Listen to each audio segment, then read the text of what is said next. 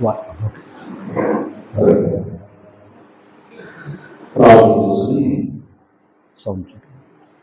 చేసుకుని ఈ వాక్యం వచ్చిన సకల సేవలకు కారణమైన మా ప్రియవరకు తండ్రి, మీ ఘనమైన అతి శ్రేష్టమైన నామానికి స్తోత్రాలు స్తుతులు చెల్లిస్తున్నాం. మరొక దినము మా బ్రతులు అనుగ్రహించినందుకు మరి ఏ సాగున్నా మీ సన్నిధి వచ్చిన ప్రతి వారిని దీవించి బలపరచండి తండ్రి. మీ మాటలను నేర్చుకుంటుండగా మీ ఆత్మ సహాయాన్ని ఉపయోగించండి. మనుషులు మానవులు ప్రధానమై దయతో క్షమించండి. చేరు వచ్చిన ప్రతి వారిని కూడా మీ మాటలు వినే శక్తి వారికి ప్రసాదించండి. చెబుతున్న మాటలు దేవుని మాట్లాడండి నాయన. మీ మాటల ద్వారా మా ప్రవర్తన సరిదిద్దుకునే మనసును మాకు అందరికీ అనుగ్రహించమని యేసుక్రీస్తు వారి అతి శ్రేష్టమైన నామం ప్రార్థించి వెళ్ళిపోతున్నాం మా ప్రియ ప్రభుత్వానికి ప్రత్యేకంగా తెలియజేస్తూ దేవుని యొక్క మహాకృపను బట్టి దేవుని యొక్క సన్నిధి చేరడం, దేవుడిని కనపరచుకోలేదు దేవుడు మాకు ఇచ్చిన గొప్ప భాగ్యం. ఈ భూమి మీద ఎందరో భాగ్యవంతులు ఉన్నారు, కానీ దేవుని ఎరగని వారు ఎందరో ఉన్నారు. దేవుని యొక్క అది ఆయన కృప ద్వారా తప్ప మన క్రియల ద్వారా మాత్రం దేవుని దగ్గరికి మనం రాలేదు. కనుక ఆ కృప ఉంది కనుక మరొకసారి ఈ దినము ఈ సమయం మరి దేవుని దగ్గర వచ్చి దేవుని ఆరాధించే భాగ్యం దేవుడు ఆరాధించాడు. అయితే వచ్చిన మనం ఆయన మాటలు విని ఆయన మాటల ద్వారా మనతో ఏవైతే చెప్పడం ఉన్నాడో ఆ మాటల ప్రకారంగా చదువుతుంటేనే ఆ నిత్యత్వంలోకి మనం చేరగలుగుతాం. ఒకవేళ వచ్చి వాక్యాన్ని వినకపోయినా, ఒకవేళ దేవుని సన్నిధి నిర్లక్ష్యంతో మనసుతో ఉన్నా దేవుడు ఆ వాకాన్ని చేరలేదు. రెండోది దైవ సన్నిధిలో కూడా ఉండలేదు అన్నమాట. కనుక ఈ రెండు మన మీద బాధ్యత పెట్టిన. ఒకటి, మన రక్షణను మనం కొనసాగించాలి అంటే బాప్తిసం పొందటం అది కూడా కష్టమే. ఎందుకంటే లోకంలో ఉన్న పరిస్థితులు బట్టి నిజ దైవాన్ని నిజ రక్షణ పొందటం అనేది ఈ రోజుల్లో చాలా కష్టం. అయితే రక్షణ పొందినప్పుడు ఎంతైతే ఆలోచించామో, వెంటనే వాక్యం వినేసి ఆనాడు 3,000 మంది రక్షణ పొందినట్లుగా వెంటనే పొందలేదు కదా. ఎన్ని ఆలోచించుకుంటాం, ఎన్ని అడుగుంటాం, ఎన్ని ఇది తీసుకుంటే ఎదరు నాకు మేలుందా లేదా ఇవన్నీ ఆలోచించే మనం రక్షణ పొందాం. అయితే ఆనాడు ఏదైతే ఒప్పుకున్నామో, ఆనాడు ఏదైతే విశ్వసించామో, ఆనాడు ఏదైతే నువ్వు నమ్మావో మరణ పర్యంతం వరకు దాన్ని కాపాడుకోవాలి. మధ్యలో విడిచిపెడితే అది దేవుడు కూడా మనల్ని విడిచిపెడతాడు. అయితే ఈరోజు రక్షణ విలువ రక్షణ పొందిన వారికి అర్థం కాదు. రక్షణ విలువ రక్షణ పొందిన వారికి అర్థం కాదు. ఇంకా రక్షణ పొందిన వారికి ఎలాగ అర్థమవుతుందంటారు? రక్షణ పొందిన వాడు ఎక్కడ ఉండాలి? ఆయన సన్నిధిలో కనపడాలి. అంటే ఆయన సన్నిధి యొక్క విలువ గౌరవం ఇవ్వని వ్యక్తికి ఆ విలువ కూడా తెలదన్నమాట అమ్మా. కనుక అందుకే వాక్యంతో సహవాసం చేస్తే వాక్యం విలువ అర్థమవుతుంది. లోకంతో సహవాసం చేస్తే అక్కడ విలువ కాదు. విలువ లేకపోయినా, గౌరవం లేకపోయినా, మర్యాద లేకపోయినా అక్కడే ఉంటాం. కానీ దేవుని యొక్క లేఖనాలు చాలా గొప్ప. రైట్. ఇక మన ఒక ప్రాముఖ్యమైన పాత్రలకి ఈరోజు మాట్లాడుతున్నాం, నేర్చుకోవడానికి మనసు చేతపరచుకున్నాం. ముందుగా వినడానికి మనసు పెట్టండి, రాసుకోండి, గ్రహించండి. మొదటి కొరింథీ పత్రిక 4 అధ్యాయం. మొదటి కొరింథీ పత్రిక 4 అధ్యాయం 15 వచనాన్ని మనం చదువుకుని ఈ పాఠానికి ముందుకు కొనసాగుతాం. ఇందు నిమిత్తము ప్రభువునందు నాకు ప్రియుడు, నమ్మకమైన నా కుమారుడకు తిమోతిని మీ వద్దకు పంపి ఉన్నాను. అతడు క్రీస్తునందు నేను నడుచుకున్న విధమును అనగా ప్రతి స్థలములోను ప్రతి సంఘములోను నేను బోధించు విధమును మీకు జ్ఞాపకము చెయ్యు.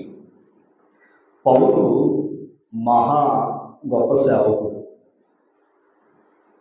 అటువంటి గొప్ప సేవకుడు ద్వారా ఒక వ్యక్తిని ఆయన గొప్పతనాన్ని చెప్తున్నాడట. ఒక సంఘానికి, కొరింథీలో ఉన్న సంఘానికి ఒక వ్యక్తి యొక్క గొప్పతనం చెప్తున్నాడట. ఎవరో పౌలు.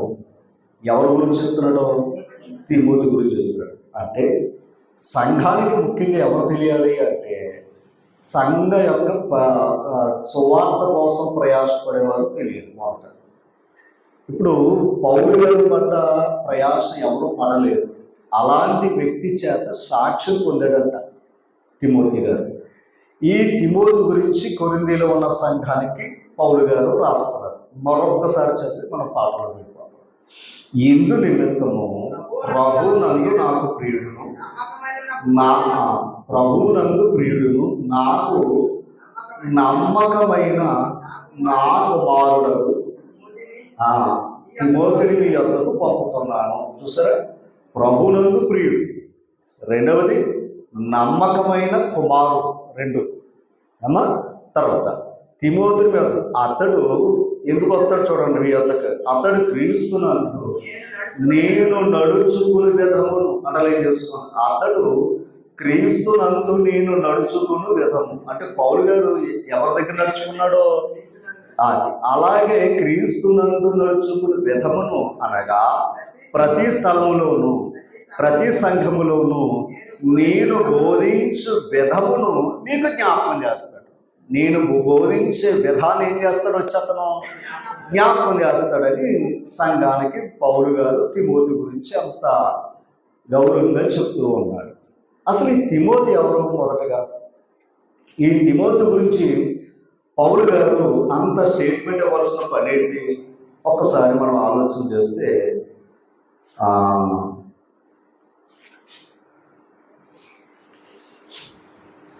అపోస్తుల కార్యాలు తీసారా? అపోస్తుల కార్యాలు 16వ అధ్యాయం మొదటి వచ్చి 16వ అధ్యాయం మొదటి వచ్చి పౌలు దెర్బేనుకును లుస్త్రాను వచ్చాను. అక్కడ తిమోతి అను ఒక శిష్యుడు ఉన్నాడు. ఓకేనా? ఇప్పుడు మనకి తిమోతి గారు అపోస్తుల కార్యాలు పరిచయం అయ్యారు. పౌలు గారికి తిమోతి గారు ఏమయ్యారు? పరిచయం అయ్యారు. గుర్తుపెట్టుకోవాలి. తిమోతి అను ఒక శిష్యుడు ఉండేది. తర్వాత అతడు విశ్వసించిన యొక్క యూదురాలి యొక్క కుమారుడు. అంటే తల్లి కూడా అది విశ్వాసి. రెండవది యూదురాలి కుమారుడు. అంటే తల్లి ఏమో యూదులు అమ్మా. తర్వాత అతని తండ్రి గ్రీసు దేశస్థుడు. తండ్రి ఏమో గ్రీసు దేశస్థుడు, అన్యుడు. తల్లి ఏమో యూదురాలు. తల్లి ఏమై ఉంది? విశ్వాసరాలు. వాటి అర్థం చేసుకోవాలి అమ్మా. ఇప్పుడు తండ్రిని బట్టి అన్యుడిగా బ్రతకచ్చు కదా ఆయన. తండ్రిని బట్టి అన్యుడిగా బ్రతకచ్చు కదా ఆయన. కానీ తల్లిని బట్టి విశ్వాసిగా అయినా బ్రతికడు. అదే కదా ఎందుకు చెప్పాడు? అతడు విశ్వసించిన ఒక యూదురాలి కుమారుడు. ఇప్పుడు తర్వాత అతని తండ్రి గ్రీసు దేశస్థుడు. అతడు అనలేదు లుస్త్రాలోను ఇకోనియాలోను ఆ ఉన్న సహోదరుల వలన మంచి పేరు పొందినవాడు. అండర్లైన్ చేసుకోండి. మంచి పేరు పొందినవాడు ఎవరో? అది అంటే మంచి అంటే ఆ ప్రాంతంలో ఉన్న సహోదరులందరూ కూడా ఈ తిమోతి అంటే ఒక మంచి పేరు సంపాదించుకున్నాడట. ఎవరో? ఈయన ఏం చేశాడు అంటే సువార్త పనికి రమ్మని కోరాడు అతడు. 3 అతడు తనతో కూడా బయలుదేరి రావాలని పౌలు కోరుకున్నాడట. దేనికోసం? సువార్త పనులు. అండర్లైన్ చేసుకోండి. ఎలాంటి వాడు? మంచి పేరు పొందినవాడు. అవునా? మంచి పేరు పొందినవాడు. తల్లి కూడా ఎవరో? ఇప్పుడు ఆయన పనికి రమ్మని ఆయన ఆహ్వానించినట్లుగా మనకి అక్కడ కనపడుతుంది. ఒకసారి తిమోతి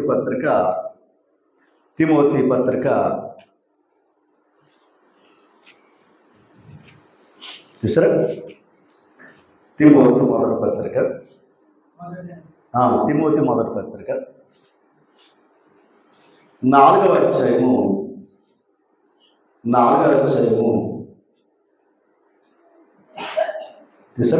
తిమోతి మొదటి పత్రిక 4వ అధ్యాయము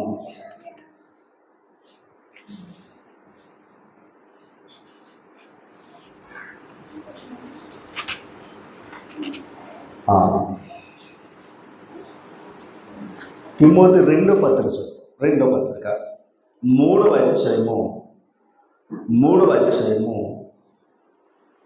14 నుంచి చదువు త్వరగా. 14 నుంచి.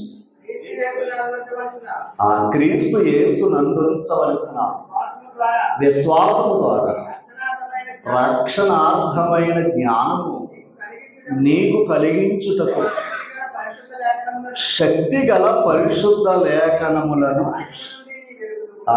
ఏమంటాడు ఇక్కడ అంటే క్రీస్తు యేసునందు విశ్వాసం ద్వారా నీకేం పొందుతున్నావు? రక్షణార్థమైన జ్ఞానం పొందుతున్నావు అంట. రక్షణార్థమైన జ్ఞానాన్ని పొందుతున్నావు అంట. తర్వాత నీకు కలిగించుటకు శక్తి గల పరిశుద్ధ లేఖనములను. శక్తి గల పరిశుద్ధ అంటే శక్తి ఎక్కడ ఉంది? లేఖనాల్లో ఉంది. శక్తి ఎక్కడ ఉంది? దేవుడి మాటలో ఉంది. అమ్మా, శక్తి గల పరిశుద్ధ లేఖనములను బాల్యము నుండి నీ వెరుగుదు. అది ఆయన క్యారెక్టర్. అంటే లేఖనాల్లో ఆయనకి ఎప్పటి నుంచి తెలుసు? బాల్యం నుంచి తెలుసు అంట. బాల్యం నుంచి లేఖనాలను చదివేవాడు, దాన్ని అనుసరించే వ్యక్తి అంతైనా ఎవరో మనందరికీ తెలుసు. ఏది? ఆ విశ్వాసం మొదటని అవయైన ఆ లోయలోను, ఏది 1వ అధ్యాయము 5వ వచనంలో ఉంటుంది, కింద భాగంలో ఉంటుంది. ఆ విశ్వాసము మొదట నీ అవయైన లోయలోను నీ తల్లి అయిన యునికేలోను వసించెను. ఏది? ప్రభునందున్న విశ్వాసం నీ తల్లిలో ఉంది, ఆ తల్లిలో కూడా ఉంది. అంత మాత్రమేనా? నీలో కూడా ఉంది. ఏముంది? విశ్వాసం ఉంది. ఇప్పుడు విశ్వాసం దేవునికి ఇష్టం. అంటే 3 తరాల విశ్వాసం కలిగిన వారు ఉన్నారు అక్కడ. 3 తరాలు కలిగిన విశ్వాసం కలిగిన వ్యక్తులు మనకు అక్కడ పరిచయం చేయడం. ఇప్పుడు బాల్యం నుంచి ఇతర లేఖనాలు చదువుతున్నాడంటే తల్లి చదివించాలి. తల్లి చదివించకపోతే బాల్యం నుంచి వీడి లేఖనాలు ఎలా చదవగలరు? అంటే బాల్యం నుంచి వీడి లేఖనాలు చదువుతున్నాడంటే తిమోతి గారు తల్లి ఏం చేసి ఉండొచ్చు? లేదా ఆవిడ తల్లి ఏం చేయొచ్చు? అది నేను అంటున్నాను. అమ్మ, ఈ విధానం చేయకుండా బిడ్డలు ఎప్పుడు కూడా మంచి జీవితాన్ని కలిగిన వారైతే రాలేదు. మన బిడ్డలు మంచి జీవితం కలిగి ఉండాలంటే మొదటగా బాధ్యత ఎవరిదయ్యా అంటే పెద్దలది. అంతే. ఓకేనా? ఇది మర్చిపోదు. నువ్వు దేవుని దగ్గరకు వస్తే నీతో పాటు నీ బిడ్డ వస్తుంది. నువ్వు రాకుండా ఉంటే ఆ తర్వాత కాలంలో ఆ బిడ్డ కూడా దేవుని దగ్గరికి రాదు. ఇందులో ఎటువంటి సందేహం లేదు. ఇక్కడ గుర్తుపెట్టుకోండి. అంటే ఇప్పుడు బాల్యము నుంచి లేఖనాన్ని ఎరిగిన వాడు, తర్వాత లోస్త్రాలోను, తర్వాత ఆ యునికేలోను అతడు మంచి పేరు సంపాదించుకున్నాడు. ఆ ప్రాంతాల్లో అంటే క్యారెక్టర్ కాపాడుకున్నాడు, వాక్యాన్ని నేర్చుకున్నాడు, తర్వాత క్యారెక్టర్ కాపాడుకున్నాడు. ఇలాంటి క్యారెక్టర్ కాపాడుకున్న ఓడినే పౌలు గారు ఏం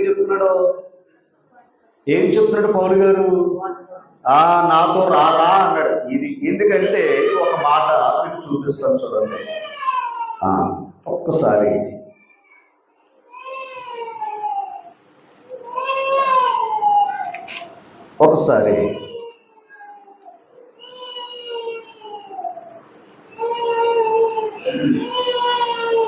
తీసురా. అదే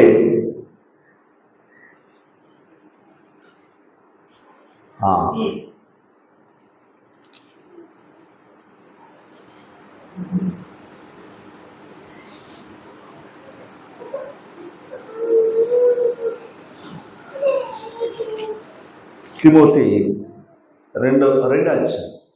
తిమోతి రాసిన 2వ పత్రిక 2వ అధ్యాయం. అమ్మా, ఇప్పుడు చూడండి, మొదటి వచ్చిన చూడండి. నా కుమారుడా క్రీస్తు యేసునందున్న కృపచేత. అంటే ఆయన కృపలో ఏముంది? బలం ఉంది. లేఖనాలు ఏముంది? అది అమ్మా, అందుకే లేఖనాలలోనే అసలు శక్తి ఉంది. తర్వాత మాట 2వ వచనం, నీవు అనేక సాక్షుల ఎదుట నా వలన వినిన సంగతులను ఇతరులకు బోధించుటకును. ఒకసారి నీవు అనేక సాక్షుల ఎదుట నా వలన వినిన సంగతులు అనే మాట వాడాడు. అంటే పౌలు గారు చెప్పిన సంగతులు ఈయన ఏం చేశాడు? విన్నాడు. ఎవరో? తిమోతి. విన్నాడా లేదా? విన్నాడు కనుక ఆయన మాట అనుసరిస్తూ ఉన్నాడు ఆయన. రైట్. ఇప్పుడు చూడండి, అనేక సాక్షుల ఎదుట నా వలన వినిన సంగతులను ఇతరులకు బోధించుటకు సామర్థ్యము గల నమ్మకమైన మనుషులకు అప్పగించు అన్నాడు. అంటే వాటి అర్థం లేదు. దేవుడి వాక్యాన్ని బోధించాలంటే ఏం కావాలి? ఆ సామర్థ్యం లేకపోతే దేవుడి పని ఏమవుతుందో తెలుసా? పాడు చేస్తాడు. సామర్థ్యం ఉంటే అంతే, అది నేర్చుకుంటేనే నేను ఏదన్నా నడపగలను. నేర్చుకోకుండా పర్లేదని ఎక్కేను అనుకోండి, నేను నష్టపోతాను, నేను నాతో ఉన్నవారిని నష్టపోతాను, అవసరం ఎదురువారిని కూడా ఏం చేస్తాను. లేఖనాలు అంటే నేర్చుకోవాలి. బాల్యము నుంచి నేర్చుకున్నాడు ఆయన. మనకు వారానికి ఒక క్లాస్ వస్తేనే కష్టం. మళ్ళీ మీరు ఎవరు రాదంటే క్రీసంగా మళ్ళీ ఏంటనో ప్రశ్న అడిగితే దానికి సమాధానం రాదు మన దగ్గర. అది గొప్పది కాదు. నేర్చుకోవాలి. బాల్య జీవితంలో ఎక్కడ విడిచిపెట్టాం. కనీసం దేవుడిచ్చిన అవకాశమైనా మనం నేర్చుకోలేదనుకోండి, నష్టం ఆయనకి కాదు మనకే. తర్వాత వెళ్ళాక అర్థమవుతుంది. నేర్చుకోవడానికి మనసు ఉండాలి మొదట, అప్పుడు నేర్పుతాడు ఆయన. రైట్. ఇప్పుడు ఏమన్నాడు? ఎవరికి అప్పగించమన్నాడు? సామర్థ్యము గల మనుషులకు అప్పగించు. ఓకేనా? వాక్యం అంటే, మరలా చెప్తున్నాను, వాక్యం అంటే ఇదేదో 4 పదాలు లేదా 4 విషయాలు లేదా నేర్చేసుకున్నంత మాత్రాన బోధించేట్టు గొప్పది కాదు. అవసరమైతే ఎదుటివారి ప్రశ్న అయితే సమాధానం చెప్పాలి. మనం ప్రసంగం చేయటం చాలా సులువు, ఎందుకంటే మనం తెలిసింది చెప్పేయడమే. అవసరమైతే ఆతలవారి ప్రశ్న ఎత్తే నువ్వేం చెప్పాలి? సమాధానం చెప్పాలంటే నువ్వు నేర్చుకుంటే చెప్పగలవు. ఓకేనా? అందుకే నేర్చుకోవాలి అని చెప్తున్నాడు ఇక్కడ. ఇప్పుడు ఎవరికి అప్పగించమన్నాడు? రైట్. ఓకే. అన్నడా? ఇప్పుడు కూర్చొని మనసు పెట్టండి. రైట్. 3వ వచనం చదవండి త్వరగా. అండర్లైన్ చేయండి. క్రీస్తు యేసు యొక్క మంచి సైనికుల వలె నాతో కూడా శ్రమ. అంటే ఇప్పుడు బోధించేవారు ఎలాంటి వారు కావాలో తెలుసా? ఒక సైనికుడికి ఉండవలసిన గుణం వాడికి ఉండాలంట. ఒక సైనికుడు ఉండవలసిన గుణం వాడికి ఉండాలంట అన్నాడు. తర్వాత మాట, క్రీస్తు యేసునందు మంచి సైనికులు నాతో కూడా శ్రమ ఒకటి. బోధించడంలో శ్రమ ఏముంది? అసలు బోధించటానికి కావలసింది ముందున్నది ఏంటో తెలుసా? శ్రమే. ఆ శ్రమలు ఎలాగొచ్చో మీకు చెప్తాను. మీకు తర్వాత. ఒక్కసారి 3వ అధ్యాయము 11వ వచనం చదవండి. అంతియొకయు ఈకొనియ లోస్త్రా అను పట్టణములలో నాకు కలిగినట్టి హింసలు ఉపద్రవములను తెలుసుకునిన వాడవై నన్ను వెంబడించావు అన్నాడు పౌలు తిమోతిని. ఏం కలిగాయంట పౌలు గారికి? హింసలు, శ్రమలు, ఉపద్రవాలు. ఇవి కలిగినా నువ్వు నన్ను ఏం చేసావు? అది శ్రమల్లో కూడా వెంబడించాడు తిమోతి. శ్రమల్లో నిలబడ్డాడు పౌలు, గొప్పదే. కానీ ఇప్పుడు పౌలు గారిని వెంబడిస్తున్నాడు ఎవరో? తిమోతి. ఎలాంటి పరిస్థితుల్లో? అది అంతేగాని ఏమనుకోకండి, ఇది అంటే దేవుని పని అంటే కూర్చుని ఏదో గౌరవంగా వందనాలు చెప్పి ఏదో స్టేజ్ల మీద పిలుస్తారు అనుకుంటున్నారు. ఎన్ని అవమానాలు, తిట్లు తింటే ఆ స్థితి అది. ఓకేనా? నీ ఇంటి వారిని శత్రువు అవుతారన్నాడు ఆయన. అన్నాడా లేదా? నీ సిలువను ఎత్తుకుని వెంబడించరా అన్నాడు ఆయన.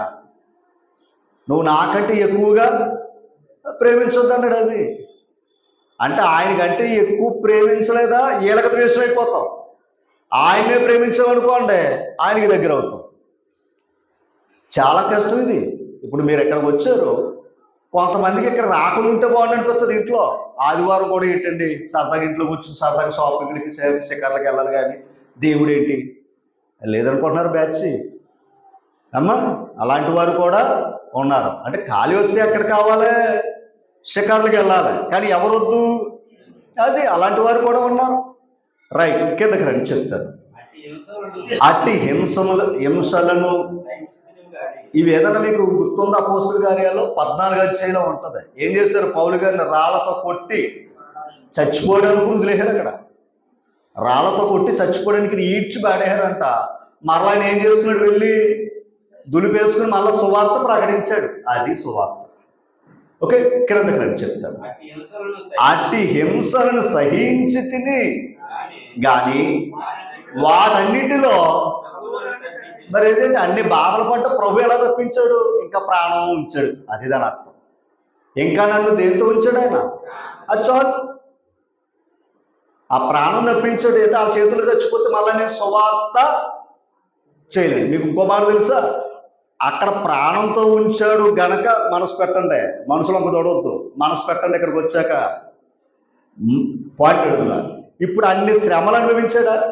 అన్ని శ్రమలు అని చచ్చిపోతే, అన్ని శ్రమలు అక్కడే చచ్చిపోతే, లోస్త్రాలో చచ్చిపోతే చెప్పాలి నాకు కదా. ఈరోజు తిమోతి గురించి చెప్పడం, ఈరోజు పౌలు తిమోతి గురించి చెప్పడం. ఇప్పుడు ఆ శ్రమలు చూసి కదిలో ఒకడు ఉన్నాడు, అలాంటి కావాలి. సుఖాలకు కూర్చున్నవాడు అక్కర్లేదు దేవునికి.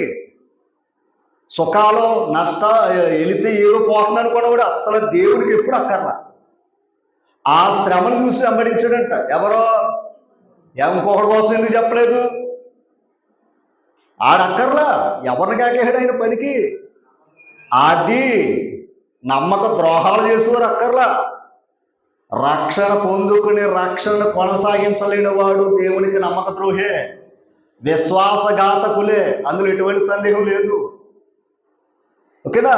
ఇప్పుడు తర్వాత మార్చాలని చెప్తాను. కానీ వాటన్నిటిలో నుండి ప్రభు నన్ను తప్పించును. 12వ వచనం, క్రీస్తు యేసునందు సద్భక్తితో అటలించేయండి. సద్భక్తి అన్నాడా? సద్భక్తితో బ్రతక ఉద్దేశించు వారందరూ అటలించేయండి. ఏం పొందుతారంట? ఏ భక్తి? రైట్. ఒక్కసారి 5వ వచనం. ఆ బ్యాచ్ ఉన్నారు సంఘంలో. సద్భక్తితో కలిగే వారికి ఏమో హింసలు ఉంటాయి, పైకి భక్తి కలిగిన వారు కూడా ఉన్నారట. ఎవరు ఆ పైకి భక్తి? 3 అధ్యాయం 1వ వచనం. చూసుకోండి. అంత్య దినములలో అపాయకరమైన కాలములు వచ్చునని తెలుసుకునుము. ఎలయనగా మనుషులు స్వార్థ ప్రియులు. ఎవరికి చెప్తాడు ఈ మాటలో? తిమోతి చెప్తాడు. తిమోతి ఇప్పుడు ఎవరికి చెప్పాలి? సంఘానికి చెప్పాలి. మనుషులు ఎలాంటి వారు? క్రైస్తవులు అందరూ ఏదో మంచోళ్ళు అనుకుంటున్నారా? అక్కడ లేని రాజకీయం అంతా ఇక్కడ ఉంటుంది. వీడు ఒక ఆత్మ నిలబెట్టలేడు కానీ, ఒక ఆత్మను రక్షించలేడు కానీ, ఒక ఆత్మను మాత్రం ఏం చేయగలడు తెలుసా? అంత టాలెంట్ ఎక్కడ ఉంది. అక్కడ ఆత్మను పాడు చేయడు, కానీ ఇక్కడ ఏం చేస్తాడయ్యా అంటే ఆత్మను దేవుడి దగ్గర రాకుండా చేయగలడు. వాక్యం చెప్పు ఒక ఆత్మ నడిపించలేడు. అంత రాజకీయం ఎక్కడ ఉంది. ఎక్కడ? మరి అందుకే చెప్తున్నాడు. మనుషులు ఎవరంట? ఇప్పుడు చదవండి. అదిగో ఒకసారి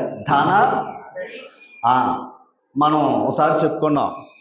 మొండలలో పడిన విత్తనం దేంతో చెప్పాడు?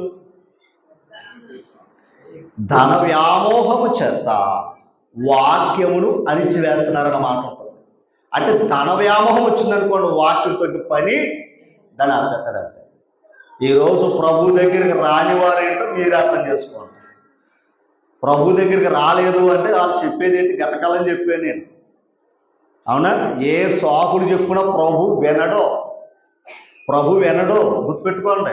సాకులు చెప్పడానికి కాదు, రేపొద్దు నువ్వు పిలిచినప్పుడు ఆయన సాకు చెప్తే తెలుస్తుంది దాని విలువ. ఓకేనా? తర్వాత మాట చదువుదాం. చదవండి. బెంకములాడువారు, అహంకారులు, దోషకులు, తల్లిదండ్రులకు అవిధేయులు, కృతజ్ఞత లేనివారు, అపవిత్రులు. అట్లేదు. ఇదంతా ఎక్కడ ఉన్నారు? లోకంలో ఉన్నవారి గురించి చెప్పరా? ఎక్కడికి వచ్చాక మన జీవితాలు ఎలా ఉండాలో అది చెప్పాడు, ఎలా ఉండకూడదో చెప్పాడు ఆయన. కానీ జనాలకు ఎలాగుంది? ఎక్కడికి వచ్చా కూడా బుద్ధి మారిపోతే ఇంకెట్లా? ఇది చెప్తున్నాడు పౌలుకి, తిమోతి గారు. తిమోతికి చెప్తున్నాడు పౌలు గారు. అంటే సంఘం ఎలా ఉండాలో చెప్తున్నాడు అనమాట, ఎలా ఉండకూడదో చెప్తున్నాడు ఆయన. తర్వాత చదవండి. అనురాగరహితులు, అతిద్వేషులు, అపవాదకులు, అచితేంద్రియులు, క్రూరులు, సజ్జన అంటే మంచిని ద్వేషించేవారు, ద్రోహులు, మూర్ఖులు, గర్వాంధులు. అండర్లైన్ చేసుకోండి. దేవుని కంటే సుఖానుభవం ఎక్కువగా ప్రేమించేవారంతే. దేవుని కంటే దేని ఎక్కువ ప్రేమించారు? ఆ సుఖం దేని బట్టి వస్తుంది అంతే. దాన్ని ప్రేమించుడు ఎక్కడ ఎవరు ఉంటాడండి బాబు? ఇస్కరియోతు యోధ ప్రభుని ప్రేమించాడా, ధనాన్ని ప్రేమించాడా? అందుకని బయటపోయాడు అంతే. ఇక్కడ ఎవరైనా అంతే. ఇక్కడ ఎవరైనా సరే అది ప్రేమించినోడు దేవుని దగ్గర ఉండలేడు, అక్కడ ఉండలేడు. మరలా చెప్తున్నాడు, ఎక్కడ ఉండలేడు, అక్కడ ఉండలేడు. అదే చెప్తున్నాడు సంఘానికే. ఓకేనా? ఇప్పుడు చదవండి. ఇప్పుడు వేళ కూడా ఏం చేస్తున్నారు? భక్తి చేస్తున్నారు. కానీ ఏది? వేషం వేసుకుని భక్తి. వేషం వేసుకుని భక్తి. వేషం వేసుకుని భక్తి మనకు తెలియదేమో కానీ దేవుడు దాన్ని బయలుగర్తం చేస్తాడు. ఓ సమయం ఉంటుంది అంతే. అంటే ఇప్పుడు పైకి భక్తి గలవారై ఉండి దాని శక్తిని ఆశ్రయించని వారై ఉండు. పాయింట్ అర్థమైందా? పైకి ఎలాగున్నారట? భక్తి. భక్తులు ఏముంది? శక్తి. శక్తి ఎక్కడుంది? లేఖనాల్లో ఉంది. శక్తి ఎక్కడుంది? శక్తి గల లేఖనములను. అంటే భక్తి పరుడు ఎప్పుడు కూడా వాడికి శక్తి కావాలంటే లేఖనాల మీద ఆధారపడాలి, లోకం మీద, మనుషుల మీద ఆధారపడకూడదు. ఎందుకంటే దేవుడి శక్తి ఎక్కడుంది? ఇప్పుడు లేఖనాలని నువ్వు ఆధారపడితే లేఖనాల మీద ఆధారపడే వాడికి ఏముంది? హింస ఉంది. సద్భక్తితో క్రీస్తు యేసునందు ఇప్పుడు చదవండి. ఏది? 3వ అధ్యాయము 12వ వచనం. క్రీస్తు యేసునందు సద్భక్తితో బ్రతకను ఉద్దేశించువారు. అంటే ఇప్పుడు ఏంటి? సద్భక్తి ఉంది, పై భక్తి ఉంది. సద్భక్తితో ఉన్నవాడికేమో హింస ఉంది, పైకి భక్తి ఉన్నవాడేమో బాధలు పెడతాడు. అంతే తేడా. అంతేనా? తేడా ఏదైనా ఉందా? గమనించారా? పైకి భక్తి ఉన్నవాడేమో ఇతరుల బాధ పెడతాడు, సద్భక్తితో ఉన్నవాడేమో బాధలు అనుభవిస్తాడు. ఎందుకు? సద్భక్తి కలిగిన వాడు దేని మీద ఆధారపడ్డాడయ్యా అంటే లేఖనాల మీద ఆధారపడ్డాడు. లోకం మీద ఆధారపడితే ఎంత? లోకం మీద ఆధారపడితే ఎంతసేపు? అవునా కదంటారా? ఇంట్లో పెట్టి కొడితే పిల్లి కూడా ఏమవుతుంది? మరి ఎంతసేపు అది? కానీ దీని మీద ఆధారపడేవాడు ఏమన్నా? ఈ దేని మీద ఆధారపడుతున్నాడో?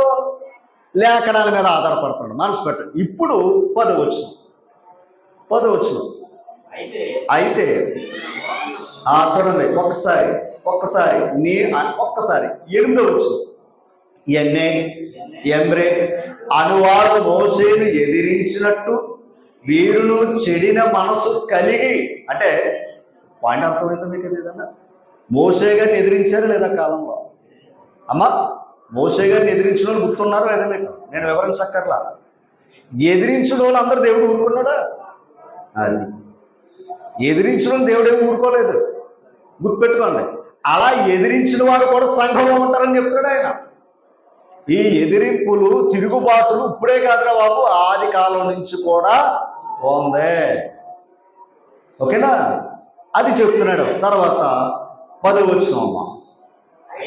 అయితే అండర్లైన్ చేయండి. నీవు నా బోధను, నా ప్రవర్తనను, నా ఉద్దేశమును, నా విశ్వాసమును, నా దీర్ఘశాంతమును, నా ప్రేమను, నా ఓర్పును, అంతియొక్కయు ఇకోనియా లోస్త్ర అను పట్టణములో నాకు కలిగినట్టు హింసలను ఉపద్రవములను తెలుసుకునే వాడవై నండు.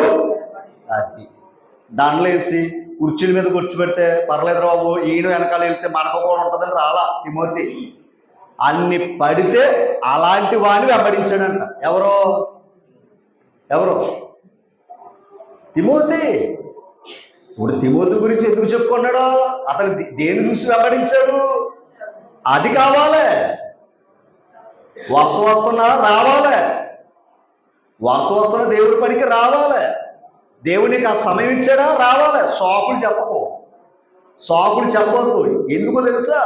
చాలా పెద్ద ప్రమాదం ఉందండి ఎదర, చాలా పెద్ద ప్రమాదం ఉంది. ఈరోజు ఇలా నుంచున్నాం అనుకుంటున్నాం, కూర్చునే రోజు ఒకటి వస్తుంది. అంత అవకాశాన్ని ఎందుకు పోగొట్టుకున్నామనే రోజు వస్తుంది. ఇప్పుడు చెప్తున్నాను నేను, మన ఇల్లు చక్కబెట్టుకోవాలి. ఏ ఇల్లు? నీ దేహం అనే ఇల్లుని ఏం చేసుకోవాలి? చక్కబెట్టుకోవాలంటే మనలో ఉన్నవన్నీ సరి చేసుకోవాలి. ఎందుకు తెలుసా? అపవాది కొడి ఇదే ఇల్లు. నేను నా ఇల్లు విడిచి వచ్చి తిని అన్నాడా లేదా? మరి ఆయనకి ఇల్లు ఏది? ఇదే. మీరే దేవుని ఇల్లు అన్నాడా లేదా? అంటే ఈ ఇల్లు దేవుడు ఉంటాడో దైవం ఉంటాడు, అవునా కదంటారు. అంటే మనం ముగించే దయ్యాన్ని ఇసుకేత చెప్పింది, అయితే నీ ఇల్లు నువ్వు చక్కబెట్టుకో అన్నాడా లేదా? ఆయన ఏం చేశాడు? ఎలాగ ప్రార్థనతోనూ ఆయన చేసిన భక్తిని జ్ఞాపకం చేసుకున్నాడు కనుక దేవుడు కొత్త ఆయుష్కాలాన్ని, అది ఇల్లు చక్క పెట్టుకోవడం అంటే ఈ చూసుకోవడం కదా. అలాగే అహితోపేలు కూడా ఏం చేశాడు? తన ఇంటికి పోయి ఇల్లు చక్క పెట్టుకుని ఊరు పోసుకుని చచ్చిపోయాడు. దాని అర్థం ఏంటో చెప్పండి. ఆల్రెడీ ఆ ఇంట్లో ఎవరున్నాడు? అందుకే ఊరు ఎత్తిని చచ్చిపోయాడు. మనలో ఆడు ఉంటాడు, వీడు ఉంటాడు. ఎవడ లోపల పెట్టుకుందామో మన ఇష్టం అంటే. అర్థమైందండి? కనుక ఇక్కడ చూడండి, ఇన్ని పరిస్థితుల్లోంచి తిమోతి పౌలుని వెంబడించాడు అని చెప్పాడు లేదమ్మా? చెప్పాడు లేదా? రైట్. ఇక్కడి నుంచి కొంచెం త్వరగా మనం ముందుకి వెళ్దాం. కొన్ని మాటలు మనం ఆలోచించాలి. ఒకసారి ఇంతకి తిమోతి ఏ ప్రాంతంలో సేవకుడు, ఏ సంఘానికైనా పరిచారకుడు చెప్పాలి త్వరగా. ఎఫెసీ సంఘానికి పరిచారకుడు. తిమోతి రాసిన మొదటి పత్రిక 1:3 త్వరగా చదువు, త్వరగా. నేను మాసిదోనికి వెళ్ళుచుండగా సత్యమునకు భిన్నమైన బోధ చేయవద్దని కల్పనా కథలను, మితము లేని వంశములను, విశ్వాస సంబంధమైన దేవుని ఏర్పాటుతో కాక వివాదములతోనూ సంబంధము కలిగి ఉన్నవి కనుక వాటిని లక్ష్య పెట్టదు. మీకు ఒక్కొక్క మాట చెప్తాను. 4:1 అక్కడే.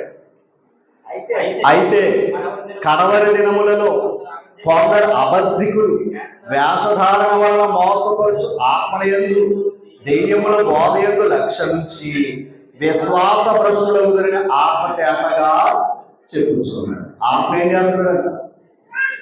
చేస్తున్నాడు? పరిశుద్ధాత్మ చెప్పాడట. అంటే కడవరి దినాలు ఏంటి? అంచె దినాలు. ఇందాక ఇంకో విషయం చెప్పాడు. అంచె దినములలో అపాయకరమైన కాలాలు వస్తాయి అన్నాడు. ఎక్కడ? సంఘానికి. ఏంటవి? మనుషులు స్వార్థపరులు. చెప్పాడు లేదా? అంటే అపాయకరమైన కాలాల్లో మనుషులు స్వార్థాలతో ఉంటారన్న సంగతి చెప్పాడు.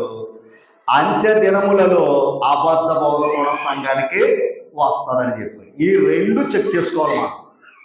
ఇప్పుడు 1:3 చదివేవే, కల్పన కథలు, సత్యానికి భిన్నమైన బోధ, మితము లేని వంశావళి, విశ్వాస సంబంధమైన దేవుని ఏర్పాటుతో కాక వివాదముతోనూ సంబంధము కలిగి ఉన్నవి. వాటిని నీవు ఏం చేయకూడదు అంటే ఆ తప్పుడు బాధ నువ్వేం చేయకూడదు. ఇది పౌలు గారు తిమోతికి చెప్తున్నాడా లేదా? చెప్తున్నాడా లేదా? రెండవది 5వ ఏది? తిమోతి 2వ పత్రిక 3:5 పైకి భక్తి గలవారై ఉండి దాని శక్తిని ఆశ్రయించిన వారై ఉందురు. తర్వాత ఇట్టి వారికి, ఎలాంటి వారికి నువ్వేమై ఉండాలి? అంటే ఎలాంటి వారికి దూరంగా ఉండని చెప్పాడు. తప్పుడు బోధలు చేసేవారికి కూడా నువ్వు దూరంగా ఉండని చెప్పాడు లేదు? ఇప్పుడు ఎవరికి దూరంగా ఉండాలి? ఇప్పుడు మీరు విన్నారా? అందుకే మనసు పెట్టండి అమ్మా. మీరు మనసుడితేనే ఇది అర్థమవుతుంది. అమ్మా మీరు జీవము గల దేవుని అంటే ఏంటి చెప్పండి? అది రాతి బిల్డింగ్లు అనుకోండి, కదలవై, మీరు కదిలేవారని అర్థం. కదిలేవారు ఏం చేయాలి? మాట్లాడాలి.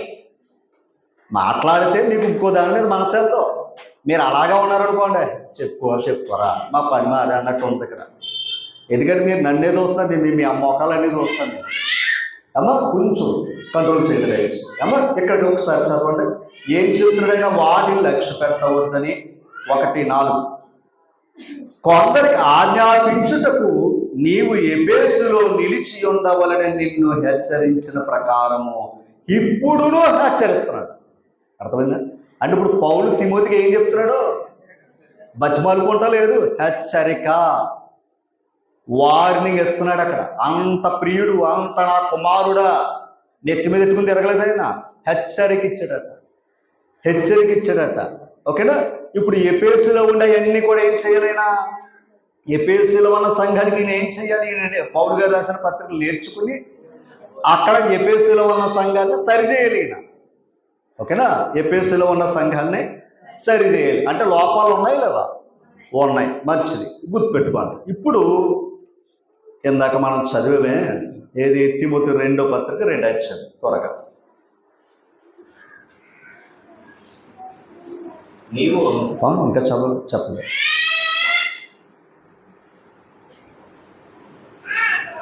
సరే, రైట్. ఇప్పుడు కొంచెం మనసు పెడితే మీకు ఇక్కడ కొన్ని విషయాలు చూపిస్తాను. తిమోతి రాసిన 2వ పత్రికలో 1వ అధ్యాయం 15 అనుభవించింది. ఆసియాలోని వారందరూ నన్ను విడిచిపోయిన సంగతి నీవు వెరుగు.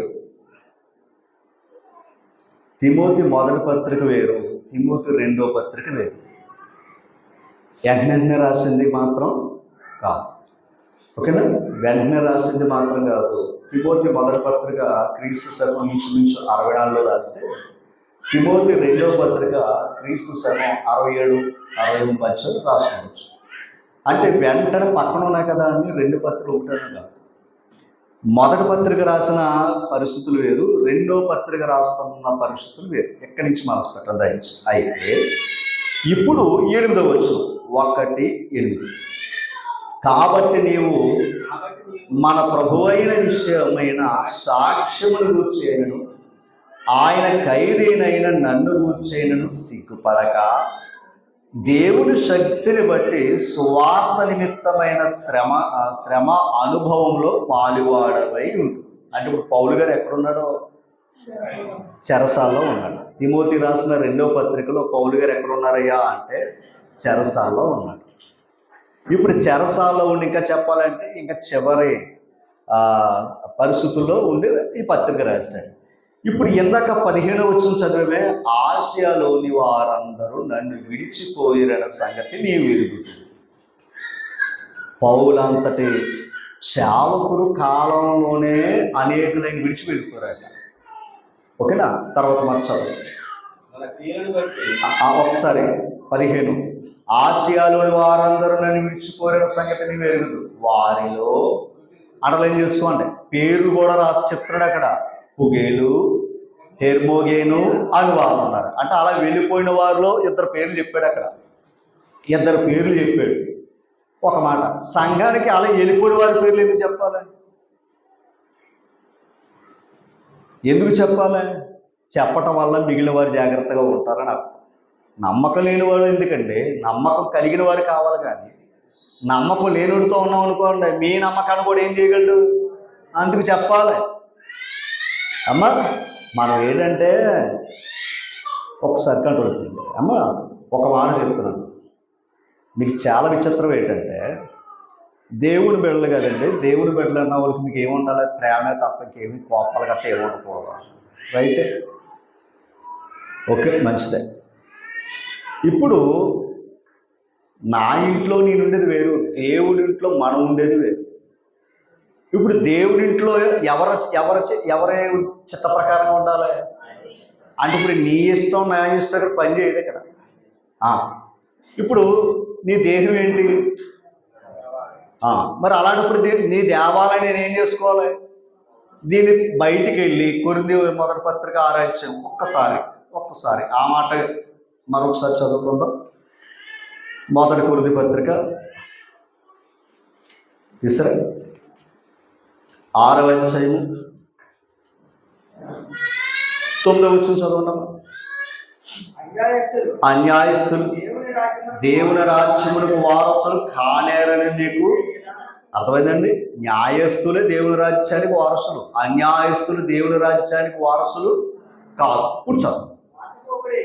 ఇప్పుడు చెప్పండి. మోసపోకుడి అంటే ఎవరు మోసపోకూడదు? మనం మోసపోకూడదు.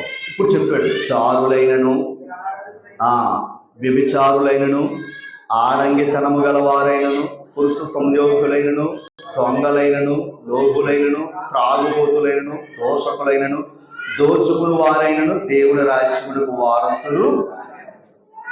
అంటే ఇప్పుడు ఇలాంటి వారు సంఘంలో ఉంటే వెళ్ళిపోతారు పరలోకం? ఎలాంటి వారు సంఘంలో ఉంటే పరలోకం వెళ్తారా? వెళ్ళరని చెప్పాడు ఆయన. 11వ వచనం 5:12 త్వరగా. వెలుగుల వారికి తీర్పు తీర్చుట నాకెలా? లోకానికి తీర్పు తీర్చవలసిన పని నాకు లేదు. అంటే బయట వారు ఎవరైనా త్రాగారనుకోండి, నేను చెప్పవలసిన పని నాకు లేదు. ఓకేనా? ఇప్పుడు నా బిడ్డ త్రాగితే ఉందా? ఎందుకని? అదనమాట. అంటే నా బిడ్డగాడు త్రాగితే అది తప్పని నేను చెప్పాలి, నా బాధ్యత కాబట్టి. అంతేనే కదా? ఇప్పుడు దేవుడి ఇంట్లో ఇది తప్పు అని చెప్పేది ఎవరో? ఇక్కడ సేవకుడు తప్పు చేసినా తప్పే. ఓకేనా? సేవకురాలు తప్పు చేసినా తప్పే, ఎవరు తప్పు చేసినా తప్పే. ఇప్పుడు చెప్పండి, ఇక్కడికి వచ్చిన మనం ఆ బలహీనత పోగొట్టుకోవాలి. ఇక్కడికి వచ్చా కూడా బలహీనతో మనం ఉన్నాం అనుకోండి. ఇప్పుడు ఏం చెప్తున్నాడు చూడండి ఆయన. వెలుగుల వారికి తీర్పు తీర్చుట నాకేలా? వెలుగుల వారికి దేవుడే తీర్పు తీర్చును కానీ మీరు.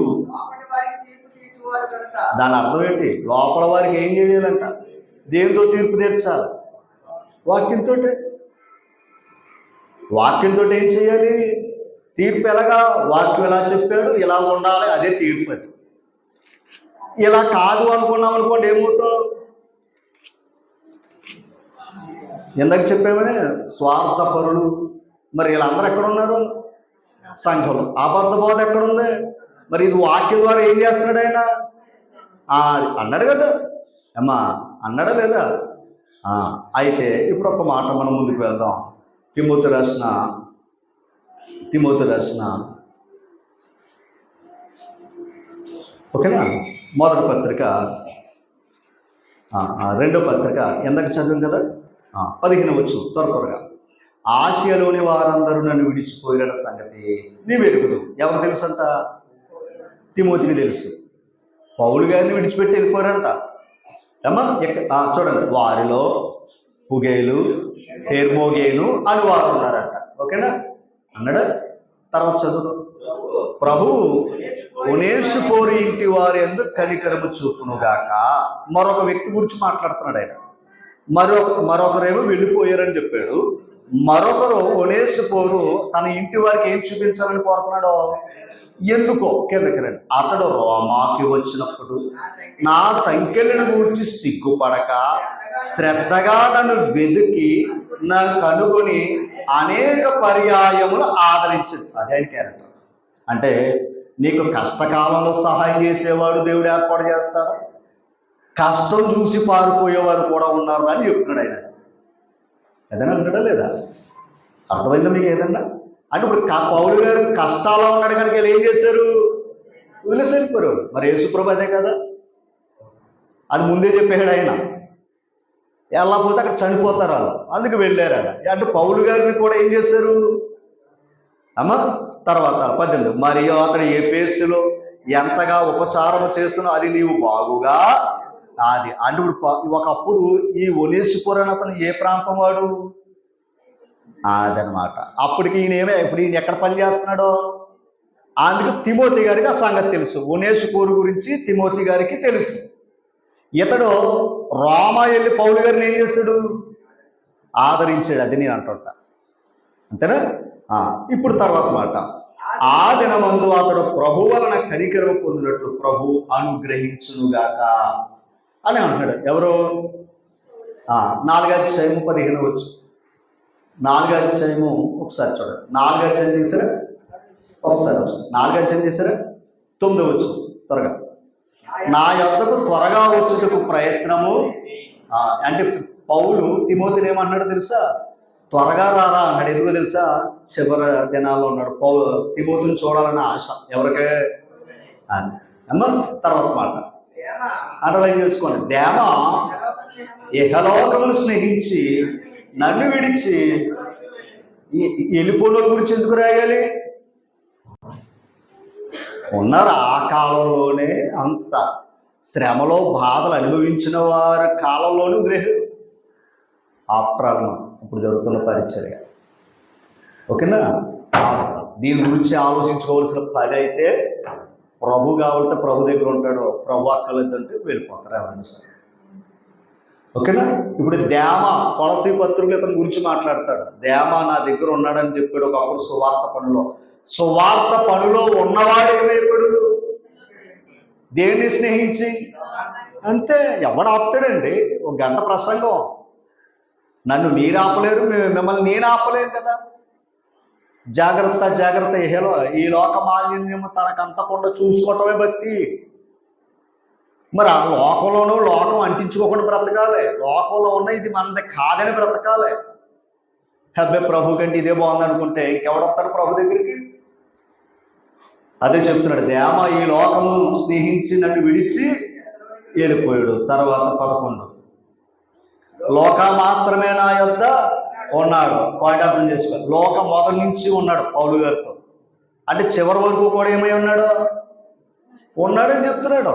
చివరి నుంచి కూడా, మొదటి నుంచి కూడా చివరి వరకు కూడా ఉన్న వ్యక్తి ఎవరు?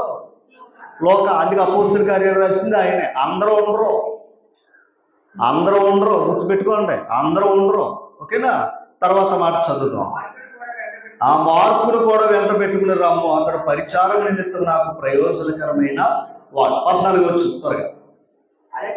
అలెగ్జాంద్రుడు కన్సరి వాడు నాకు చాలా కీడు చేస్తాడట. ఎవరో? అలెగ్జాండర్. ఆనాడు ఆ పేర్లు పెట్టుకునేవారు. అతను ఏం చేస్తాడంటే అతనికి కీడు చేస్తాడట. తర్వాత అతని క్రియలు చొప్పున ప్రభు అతనికి ప్రతిఫలం ఇచ్చును. అతని క్రియలు చొప్పున ఎవరి వాళ్ళ ఫలం? అంతే. నువ్వు మంచి చేస్తే మంచి, చెడు చేస్తే నువ్వేమి విత్తుతావో అదే కోస్తారు అందరూ కూడా. ఓకేనా? తర్వాత అతని విషయమే. ఇదేంటి మరి? ప్రేమే కదా. నిన్ను వలిని పొరుగు అని ప్రేమించాలి కదా. జాగ్రత్త ఎందుకు చెప్తున్నాడు? అలాంటి వాడిని ఎట్టుకుంటే పని ఆటంకం అయిపోతుంది. మీకు ఇంకో మాట చెప్పమంటారా? పని ప్రతి తీగలు కట్ చేసేది ఆయన. వీళ్ళు వెళ్ళిపోరని అంటున్నామే, పంపేసింది ఆయన. ఒకప్పుడు బాప్తిసం ద్వారా చేర్చేది ప్రభువే. అవునా? చేర్చేది కూడా ప్రభువే. ఆయన మాటల యందు నిలిచి ఉండని ప్రతి వాడిని కూడా బయటికి కట్ చేసి పంపేది ఆయనే. అందులో మనం బెంగెట్టుకోవాల్సిన పని ఏమి. కానీ వెళ్ళోళ్ళు దేవుడి మీద వేయరు. మీ మీదో నా మీదో ఎవరొక మీద వేసి వెళ్ళిపోవాలి. అంతేనా? మీరు కారణాలు ఎప్పుడైనా చూడండి. ఈ వాక్యము దేవుడి మీద నిందేసుడు ఎవరో ఉండవు. అంతే. అర్థం చేసుకోండి. మాసం ముక్క పడలేదంటే మానేయండి. మీరు ఎప్పుడైనా చూస్తే చూడండి, గొడవలు అయ్యే కదా లోపల తట్ట. ఓకేనా? మాసం ముక్క పడలేదంటే భోజనం చేయకుండా వెళ్ళిపోయి. ఎంత విచిత్రంగా ఉంటుంది అంటే, కోపం ఏంటి? మాసం ముక్క నీతి కొరకు. మరి ఆ వాక్యం ఏం తెలిసింది వీడికి? ఒక పూట కూటి కొరకు ఉపవాసం ఉండాలండి. ఒకవేళ నాకు లేదా, నేను తినవలసిన భోజనం మరొకటి తిన్నాడు, దేవుడి స్తోత్రం, అది ఆడాలి. నేను కూర్చోవలసిన చోట్లో నాకు లేదు, ఇంకో ఆయన కూర్చున్నాడు, నేను కిందే కూర్చుంటాను. ఈ మనసు ఉంటేనే ఇక్కడ ఉంటాం. అలా కాకుండా ఏదో చెప్పిన అహంకారులు, గర్వాంతులు వీళ్ళందరూ ఎక్కడ ఉన్నారనుకుంటున్నారు? ఆనాడు ఆ సంఘంలో ఉంటే దాన్ని సరిచేయటానికి పౌలు తిమోతి గురించి అంతగా హెచ్చరిక చేశాడు. దయించి అర్థం చేసుకో. ఇవాళ ఎలా ఉన్నాం అనుకున్నాం, రేపు ఎలాగుంటావు తేడా. నీకైనా నాకైనా హెచ్చరిక చేసేది ఏది? వాక్యమే. ఓకేనా? ఇప్పుడు ఏమన్నాడు? జాగ్రత్తగా ఉండుము, జాగ్రత్తగా ఉండుము అన్నాడా? నీవు ఎలా ఉండాలి? జాగ్రత్తగా ఉండాలి. కీడు చేసిన వారి విషయంలో జాగ్రత్తగా ఉండాలి. ఎందుకంటే రేపు పొద్దున నాకు చేసిన కీడు నీకు చేస్తాడు. అది చేయడంటారా అమ్మా? తర్వాత చదవండి. అతడు మా మాటలను ఏ 2-3 మాటలు తెలిస్తేనే ఏదో ఆనాడు ఎవరో కోరాహు సంతానం మోషే గారి మీద ఏం చేశారు? ఎంత నువ్వేనేంటి, మేం కాదా? ఇక్కడ కూర్చుని చెయ్యాలి. ఎక్కడ కూర్చుని ఇప్పుడు మోషే గారు నేను సీట్లో కూర్చుంటాను అనలేదు. నేను తప్పించుకుంటానంటే కుదరదురా, కూర్చోరా అని కూర్చోబెట్టాడు. పౌలుని కూడా కూర్చోబెట్టింది ఆయనే. అవునా? పౌలు గారు మధ్యలో వచ్చినవాడు కాదు, దేవుని ప్రణాళికలో మొదటి నుంచి ఉన్నాడని చెప్పాడా లేదమ్మా?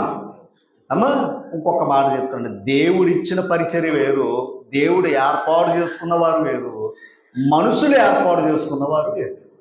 ఎప్పుడైనా సరే గుర్తుపెట్టుకోండి. సౌల్ని మనుషులు ఏర్పాటు చేసుకున్నారు, దావీదుని దేవుడు ఏర్పాటు చేసుకున్నారు, అబీమెలెకుని మనుషులు ఏర్పాటు చేసుకున్నారు. అంతేనా? ఇలా మనుషులు ఏర్పాటు చేసుకున్న వారందరి వల్ల కలిగేది అంతే. కానీ ఇంకా పాయింట్ అర్థం చేసుకోవాలి. ఇక్కడ ఏమన్నాడు?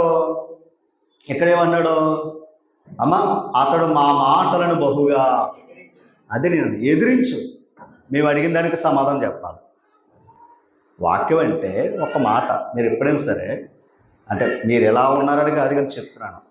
ఒక ఇద్దరిని కూర్చోబెట్టి మీ ఇంటికాడ ఆదివారం ఇక్కడ ఆరాధన అయిపోతుంది కదా, ఆరాధన అయిపోయి ఇంటికి వెళ్ళాక మరలా మీరు ఏం చేస్తారు? 1 గంట ప్రసంగం చెప్పండి. మీ ఇరుగు పొరుగు అని ఎవరన్నా ఇద్దరు కూర్చోబెట్టండి. మీ ఇంట్లో ఒక ఇద్దరు కూర్చోబెట్టి మీరు దేవుని సన్నిధికి రండి. మీ ఇంట్లో వాళ్ళిద్దరిని కూర్చోబెట్టి వాళ్ళని బలపరచని చెప్తాను.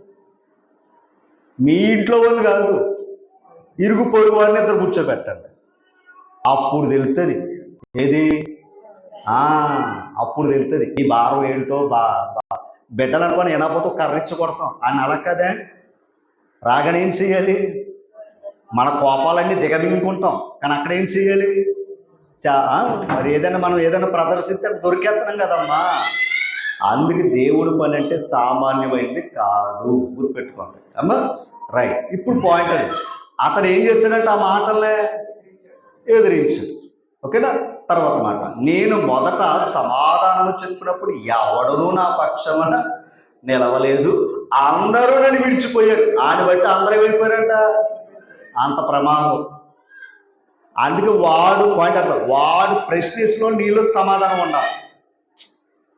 ఆ కాలంలో ఎదుటివాడు ఆటంకపరచడానికి అన్ని ప్రశ్నలు వేస్తున్నా వీళ్ళంత సమాధానం చెప్పి అక్కడున్న వాళ్ళు పౌలు గారు చెప్పిన తప్పేమో అనుకున్నాడు, చెప్పిన దాన్ని బట్టి వెళ్ళిపోయారట. మనమెంత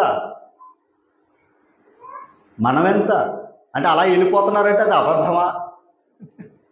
ఎట్నదే కదా చెప్తా అమ్మ, అబద్ధమా? అబద్ధ బోధ కూడా రకరకాలుగా ఉంటుంది మనసు. కిందకి రండి. చూడండి, అందరూ నన్ను విడిచి పోయి ఇది వారికి నేరముగా ఎంచబడకుండుగాక.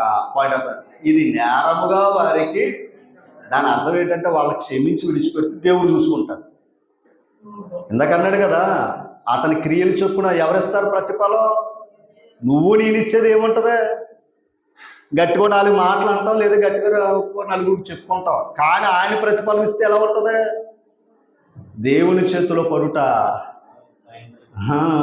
మోకాళ్ళ మీద వేసి నడిపెళ్తారు. ఇక్కడికి మోకాళ్ళ మీద దొల్లించుకుని వస్తాం. ఇక్కడికి ఎవరి మీద తిరుగుబాటు చేస్తే? దేవుని మీద, దేవుని వాక్యం చెప్పేవారి మీద తిరుగుబాటు చేస్తారంటే చాలా ప్రమాదం. గుర్తుపెట్టుకోండి ఎప్పుడైనా సరే. ఓకేనా? దేవుని వాక్యం అంటే ఏదో అని అనుకోకండి సుమా, చాలా ప్రమాదం. పోలీసు స్టేషన్లోకి వెళ్ళి పోలీసు వాళ్ళని 4 మాట్లాడరండి. ఇప్పుడు జరుగుతుంది కదా, చూస్తలేదా? కేవలం ఒక అధికారిని తిరిగితే మొత్తం అన్ని స్టేట్లు చూపించేస్తారా? అధికారం. మరి ఇది ఎవరి అధికారం? మరి అప్పుడు చాలా ప్రమాదకరమైన మా దేవుని సన్నిధి గడప, దేవునితో ఉంటాం, దేవుని దగ్గర పరిచర్య, సేవకుడు చేయకుండా సేవకుని వదలడం.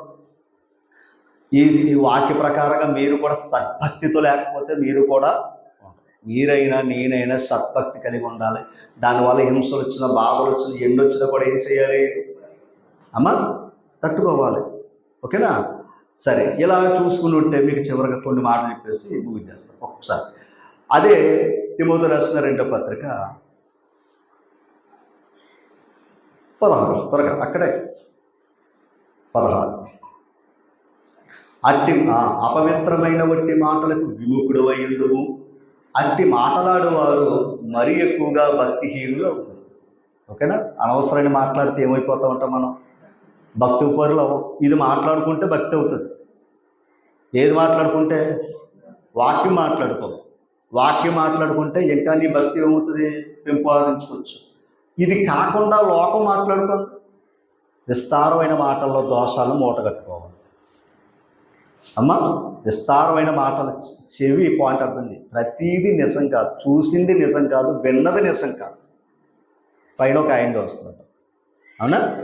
ఇప్పుడు సొలొమోను గారి దగ్గరికి 2 తల్లులు వచ్చారు. 2 తల్లులు వచ్చి తగ్గు పెట్టారు. ఏటమ్మా అంటే, ఇదిగోండి ఒక ఒప్పందం చేసుకున్నాం. మొదటగా పుట్టిన కొడుకునేమో ఈరోజు నిన్న తిన్నాం, రెండో కొడుకునేమో ఈరోజు తినాలి.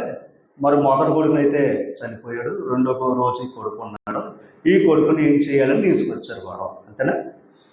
ఇప్పుడు వచ్చాక ఆ సొంత తల్లి కానిది ఏమంటుంది? ఆయన ఏమన్నాడు? అయితే 2 భాగాలు చేసి ఓ భాగం అంటే ఓ భాగం ఇచ్చిండు అన్నాడు తెలివిగా. ఎవరో? సొలొమోను. సొంత తల్లి కాని, అంతేనా? సొంత తల్లి కాని, కన్న తల్లి కాని ఆవిడేమంటుంది? అయితే నా భాగం నాకు ఇచ్చేయండి అంది. సొంత తల్లి ఏమంటుంది? నాకు ఆ భాగం వద్దు, అది ఎక్కడున్న బ్రతికితే చాలు అని అందా లేదా? సొంత తల్లికి అదే బయట తల్లికి అదే అర్థం. ఇప్పుడు జ్ఞానం అది. ఇప్పుడు ఆవిడేంటయ్యా అంటే నాకు లాభమే కావాలనుకుంటుంది తప్ప ప్రాణం కావాలంటదా? కానీ ఈవిడేమన్నా నాకు లాభం వద్దు, ప్రాణంతో నా కొడుకు ఆవిడ దగ్గర ఉన్నా మంచిది అని. అది ప్రేమ అని. అంతేనా? అక్కడ కనపడ్డదా లేదా? అప్పుడు ఆ మహానుభావుడు ఏం చేశాడు? అసలు తల్లి ఈవిడేరా, ఈ కుమారుని తీసి ఆవిడికి. అలాగే దేవుడు కూడా చూస్తాడో. మనం ఎన్ని అనుకున్నా జరిగించేది ఆయన, తీర్పు తీర్చేది ఆయన. ఈ లోపల మనం కంగారు పడిపోకూడదు. ఏది? సొంత తల్లి ఎవరో, అద్దె తల్లి ఎవరో నిర్ధారణలు జరిగే రోజు ఒకటి వస్తుంది. అప్పుడు బయటకు వస్తుంది ఏదైనా సరే. దాన్ని ఆపలేం కదా అమ్మా. దాన్ని ఆపడం మన చేతుల్లో ఉందా? లేదు. కనుక దాని టైం వచ్చేయడానికి నిజమే, నిజాయితే, రెండవది సత్యమే గెలుస్తుంది. కానీ అప్పుడు దాకా ఏం చేయాలి? బాధపడాలి. అప్పుడు దాకా బిడ్డను ముక్కలు కోసి సగం బాగా ఇచ్చేస్తున్న తల్లి అంత ఏడ్చుంటుంది. ఏడ్చిందే లేదా? భాగం కావాలి, వాటా కావాలని ఏడ్చింది ఆతలవాడి. కానీ ఈవిడేమో నాకు వాటా కదా ప్రాణంతో. అది నిజమైన ప్రాణం. అది అందరికీ ఉండదు, అదే చెప్తున్నాను అమ్మా. రైట్. ఇప్పుడు ఒకసారి ఈ మాటలు కూడా చదివి మనము ఇప్పుడు ఏంటంట? అపవిత్రమైన వట్టి మాటలు విముఖుడై ఉండుము, అట్టి మాటలాడువారు మరీ ఎక్కువగా భక్తిహీనులు. తర్వాత మాట, కొరుకు పుండు ప్రాకినట్టు వారి మాటలు. భక్తిహీనత మాట ఏంటో తెలుసా? క్యాన్సర్. ఎప్పుడైనా సరే క్యాన్సర్ తప్పు అనుకోకండి. క్యాన్సర్ ఆగిన వాళ్ళు ఏమడుగుతారు తెలుసా? మీలో ఎవరికైనా ఉందా అని అడుగుతారు మొదట.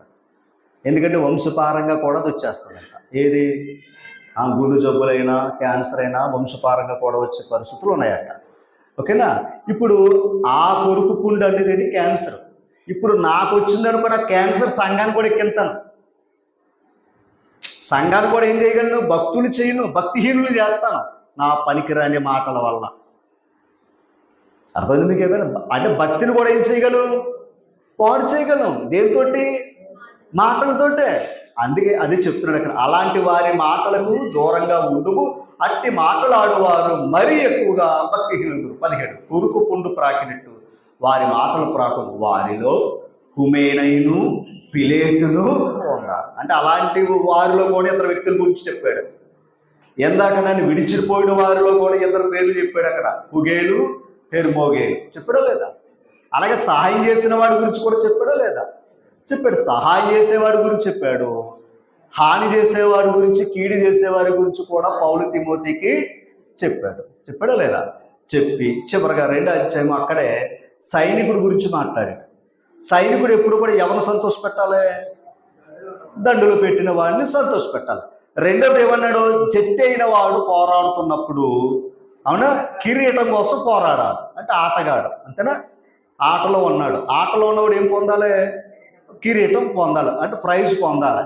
అవునా? మూడవది 6వ వచనం, పాటుపడిన, రెండాచ్యము 6వ వచనం, పాటుపడిన వ్యవసాయకుడే మొదటి ఫలములో పాలు పుచ్చుకొనవలసిన వాడు. అంటే మూడో విషయం ఏమంటున్నాడు? వ్యవసాయకుడు. వాటి అర్థం చేసుకోవాలి.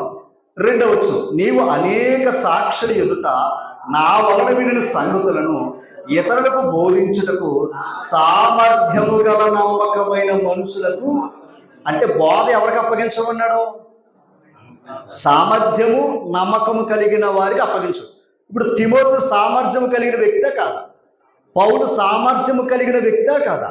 ఇప్పుడు ఆయనేమో ఈయన తీసుకున్నాడు. ఈయనేమో అన్నాడంటే నీ తర్వాత ఎవరికేమన్నాడు? సామర్థ్యము నమ్మకము కలిగిన మనుషులకే దీన్ని అప్పగించమని. ఇప్పుడు ఆ సామర్థ్యత నమ్మకం గురించి చెప్పాడు. ఏమని? 3 విషయాలు చెప్పాడు. ఒకటి, సైనికుడు ఎలాగైతే దండులో పెట్టిన వాడిని సంతోష పెడతాడు తప్ప తన్ను సంతోషపడడు. అవునా కదంట? రెండవది, ఆటగాడు దేని మీద ఉంటుందో గెలిస్తే కిరీటం కోసం చూస్తాడు. అలాగే గురి మీద ఉండాలి. అలాగే ఇది కూడా ఆట కదా ఇది. ఎవరితో ఆట? అమ్మా, అపవాది ఆడు ఏం చేస్తున్నాడు? పాలు చేస్తున్నాడు. అసలు ఏం చేయాలి? ఆ గురి వద్దకు మనం వెళ్ళాలి. మనతో ఉన్న వారిని నడిపించాలంటే ఇక్కడ కూడా ఒక కార్యం దేవుడు పెట్టాడు. మూడవది ఏంటి? వ్యవసాయకు. పాయింట్ అర్థం. ఇప్పుడు నేను అడుగుతున్న, వ్యవసాయకుని ఇంట్లో పడుకుంటాడా? అమ్మా, వ్యవసాయకుని ఇంట్లో పడుకుంటాడా? పడుకోడు. ఏం చేస్తాడు? ఏనాడు ప్రశాంతంగా పడుకోలేని వ్యక్తి ఉన్నారయ్యా అంటే వ్యవసాయం. అలాగే వ్యవసాయం ఆత్మ పంట రావాలి అంటే, నిత్యసేవ పంట కొయ్యాలంటే, ఓకేనా? ఎందుకు వ్యవసాయం గురించి మాట్లాడాడు అంటే, మరలా గచ్చ తీగలు మొండ్ల పొదలు కూడా ఫలించే అవకాశం ఇందాక చెప్పింది అదే. అంటే మళ్ళీ అబద్ధం వస్తుంది, మరలా అసత్యం వస్తుంది. తర్వాత ఇందాక చెప్పిన మనుషులు కూడా ఎలాంటి వారు ఉంటారంట? మరి ఇలాంటి స్వార్థపరులు వస్తే లోకానికి ఏది మాదిరి? అందుకని ఆ పంటకి గుర్తుపెట్టుకోండి, చీడ పేడ పడకుండా ఏం చేస్తాడు? కనిపెట్టుకున్న చీడ పడి టైంకి ఏం చేస్తాడు ఆయన? దాన్ని బాగు చేస్తాడు, చేయడం. అట్లాగే ఇక్కడ ఏమన్నాడయ్యా అంటే, సైనికుడితో పోల్చాడు, జట్టు అయిన వాడితో పోల్చాడు, అమ్మా వ్యవసాయకుడితో పోల్చాడు. ఆ ముగ్గురు ఏమి సామాన్యులైన వారు కాదు. అలాంటిగా నిలబడాలంట. ఎక్కడ? దేవుడి పని. అలాంటి వారు సెలెక్ట్ చేసుకోమన్నాడు తప్ప, ఓకేనా, అనవసరమైన వారి, నమ్మకం లేని వారిని మాత్రం ఏర్పాటు చేసుకోమని ఎక్కడ కూడా లేఖనాల్లో ఆయనకి ఇవ్వలేదు. చివరిగా నేను ఒక మాట చెప్పి నేను ముగిస్తాను. ఇది మీరు మొదటి తిమోతి పత్రిక లేదా తిమోతి 2వ పత్రిక మీరు చదివితే, ఓకేనా, ఇంకా చాలా విషయాలు ఉన్నాయి. మీరు చదవండి. ఇప్పుడు చెప్పిన విధానం, ఒక తిమోతి, ఓకేనా, పౌలు గారు ఒక మాట చెప్పి నేను చేస్తాను.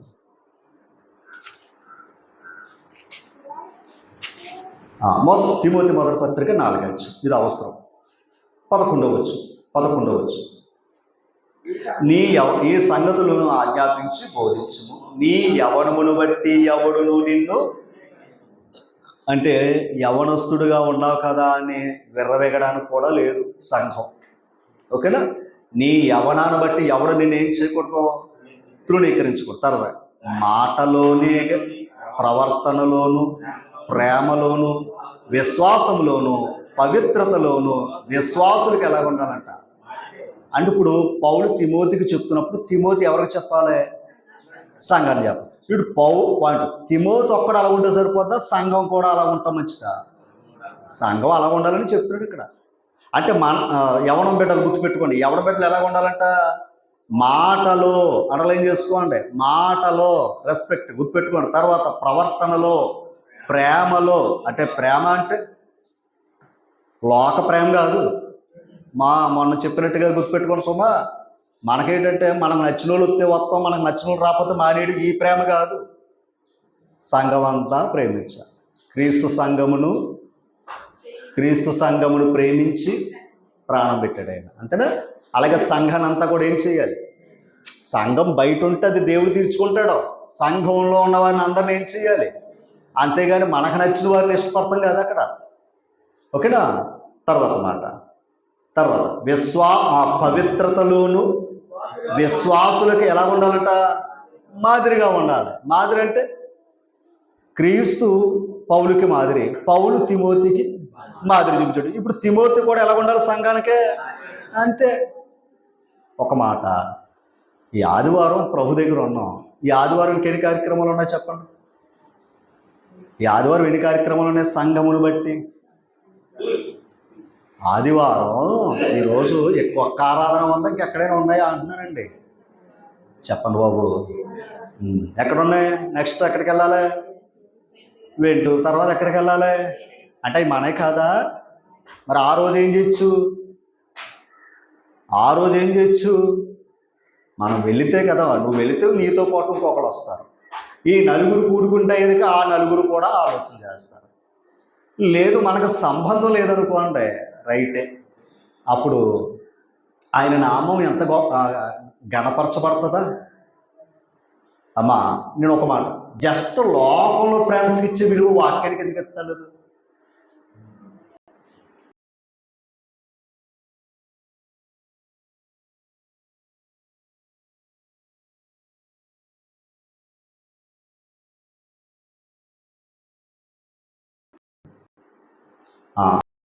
నేను వచ్చే వరకు చదువుటేందును అంతేనండి అనడం లేదా?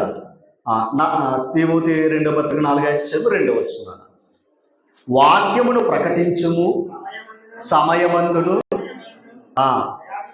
ఏంటి ఇప్పుడు అంటే ఇంట్లో కేవలం ఒక ప్రసంగం చెప్పి కూర్చోమన్నాడా? సమయమందు మనం ఇంకా ఆదివారం కొంచెం మొత్తం ఏదో చేసుకున్నాం. కనీసం ఈ దినం కూడా ప్రభువుని గణపరచకపోతే, కదలలేకపోతే ఎక్కడికి రావటం గొప్ప ఏముందండి? పొరుగు వారు ఇక్కడికి వస్తే గొప్ప, ఊర్లో వారు ఇక్కడికి వస్తే గొప్ప ఏముంది అమ్మా? అవునా? ఇప్పుడు మనం అక్కడికి వెళ్తే అది మీ గొప్ప. అందరు ఇక్కడికి రావాలి తప్ప మనం ఎక్కడికే అయ్యి బాబాయ్. ఎందుకంటే మన కార్యాలు ఉన్నాయి కనుక. ఇంకేంటి అంటే వచ్చి అటెండెన్స్ చేసుకుని వెళ్ళిపోతామా? ఈ 3 ప్రాంతాలకు వచ్చారనుకోండి, 3 ప్రసంగాలు వింటారు. 3 ప్రసంగాలు వింటే అంటే ఏది పోతే అది అంటే లోకం పోతే, పార్టీలు పోతాయి. ఇంకో రోజు వండుకోండి, ఇంకో రోజు తినండి. కానీ ఇదేడో తెలుసా? దేవుని గణపరిచే భాగ్యం, దేవుని మహిమపరిచే భాగ్యం. ప్రకటించుము, చదవండి ఆ మాట. సమయమందును అని ఇప్పుడు ఏం చేయాలి? ఏది ప్రయాస? పనికి రాని దగ్గరేమో ప్రయాస, పనికొచ్చేదానికేమో నిరాశ. కానీ దేవుని యందు ప్రయాస అది గుర్తుపెట్టుకోండి అమ్మా. 4:10 మొదటి పత్రిక 4:10 మనుషులందరికీ రక్షకుడును మరి విశేష